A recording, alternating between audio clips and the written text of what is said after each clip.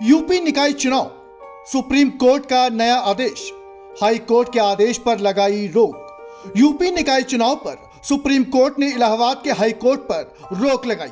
High court ने UP सरकार से कहा था कि वो 31 जनवरी तक निकाय चुनाव करवाए। सुप्रीम कोर्ट ने कहा 3 महीने तक चुनाव नहीं होंगे। इस बीच ओबीसी आयोग अपनी रिपोर्ट दे।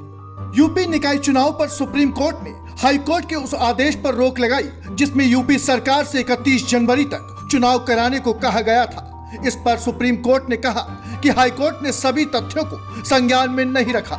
सर्वोच्च न्यायालय के इस फैसले को यूपी सरकार के लिए राहत के रूप में देखा जा रहा है। हालांकि इस मामले में यूपी सरकार पर टिप्पणी करते हुए कोर्ट ने यह भी कहा कि यूपी सरकार ने आरक्षण का ध्यान नहीं रखा। सुप्रीम कोर्ट ने कहा पिछला आयोग को 31 मार्च तक सभी काम पूरा करना होगा। इलाहाबाद हाई कोर्ट के जल्द चुनाव कराने के आदेश पर कोर्ट ने रोक लगाई है, इसलिए जनवरी में निकाय चुनाव की संभावनाएं खत्म हो गई हैं। इलाहाबाद हाई कोर्ट ने 31 जनवरी तक यूपी में निकाय चुनाव कराने को कहा था। सुप्रीम कोर्ट ने कहा कि बिना आरक्षण के चुनाव नहीं होंगे।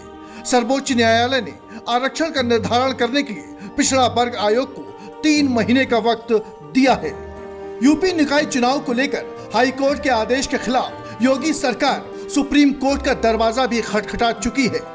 4 जनवरी 2023 को सुप्रीम कोर्ट में इस मामले की सुनवाई हुई। सुनवाई के दौरान यूपी सरकार की तरफ से बताया गया कि निकाय चुनाव के लिए उसकी तरफ से जारी आरक्षण सूची में कोई विसंगति नहीं थी। निकाय चुनाव के लिए वार्डों और सीटों के आरक्षण में सभी नियमों का पालन किया गया था। अभी सुप्रीम कोर्ट में मामले की सुनवाई जारी रहेगी।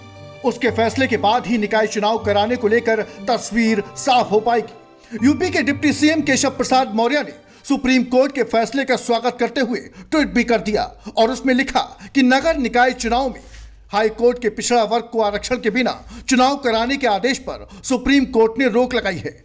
रोक के आदेश का स्वागत करता हूं। सपा मुखिया अखिलेश यादव जी एंड कंपनी जो स्वयं पिछड़ों के विरोधी हैं, उनको ये कोर्ट का करारा जवाब है।